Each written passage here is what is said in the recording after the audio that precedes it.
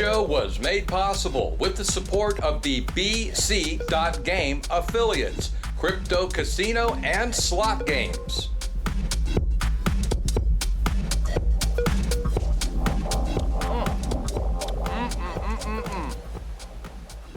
The huckleberries are in. They're delicious if you can find them. A bit tart, but I'm not going to complain. They're free. Hello, iGaming people. Time for another stroll through the online gambling news. This will be our last stroll for a few weeks, as I am ready for my vacation. My first days off since January, and boy, damn, do I need the time off. So enjoy the quiet while I'm away for at least 2 weeks. Maybe more if, the plane goes down, but I won't be that lucky. So, looking at the stories affecting webmasters this week, I could not help but notice a post in the GPWA forums about Twitch banning affiliate links for gambling.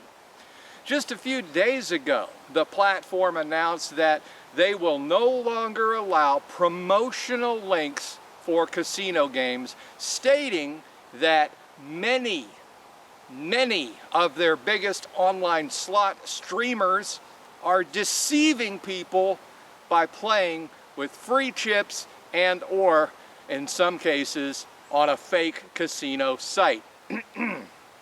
But apparently, this ban will also apply to real money and real casinos. Twitch also says they will continue to monitor gambling-related content. That's some good news. So if you use Twitch as a webmaster, you may want to be prepared to have your shit removed if it's not down already.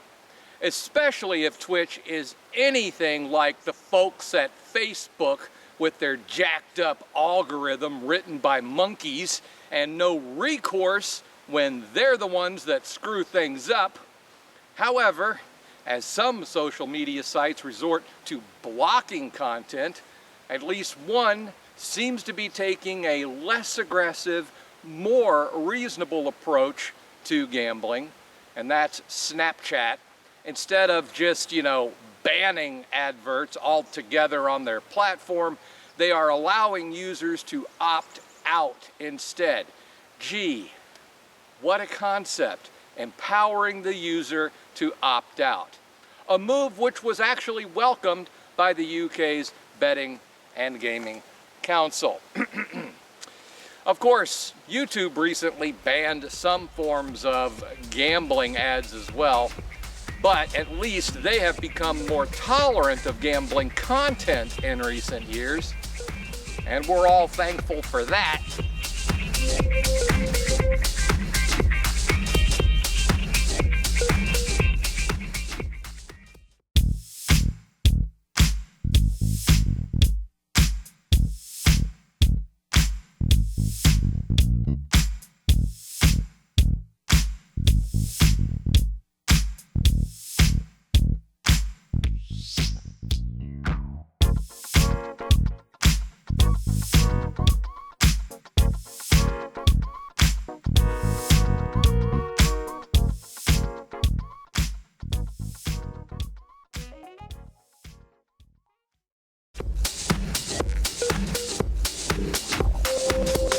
As we continue into our second half, I continue to welcome new APCW members, and this week, that would be the 24/7 partners. They have a variety of brands and a range of global markets, along with no activity quota and an effective commission rate of up to 37.5%. Learn more on their review page at apcw.org or visit them directly at 247partners.com. Okay, on our last show, I told you about a warning from the UK Advertising Standards Authority. A warning for gambling companies and affiliates not to target children. Duh. At the time, it seemed like a pretty silly warning, but apparently that message didn't make it to Holland, or maybe it was lost in translation, as the Dutch gaming regulator has fined the Dutch state lottery €10,000 for advertising to kids. I mean, you can't make this shit up. Actually, the lottery ran adverts on a website that targeted mostly children. So my guess is someone in the lottery's marketing department is looking for work this week. Try LinkedIn. Also, lastly, with all the issues going down in Australia recently, it should not come as any surprise that now authorities there are pushing a ban on the use of credit cards for gambling. But what may be somewhat surprising is that Australia's major bookmakers online are also in support of this ban. APCW member Bet365, along with, other people that are in the market, like Betfair, Entain, and such, well, they feel that a ban on credit cards is the best way to achieve consumer protection. And you know what? They just might be right. I mean, personally, I've never used a credit card for gambling. I always used cash or, a debit card to make a deposit. It's just part of my personal philosophy, my own private rule to never bet with money I can't afford to lose. And for me, not trying to brag, that's like $10, $15 a week. So, yeah, that's it. I'm done. With that, my happy ass is getting on a big old jet airplane. And God willing, I'll be back in 2 weeks on September 3rd. Peace!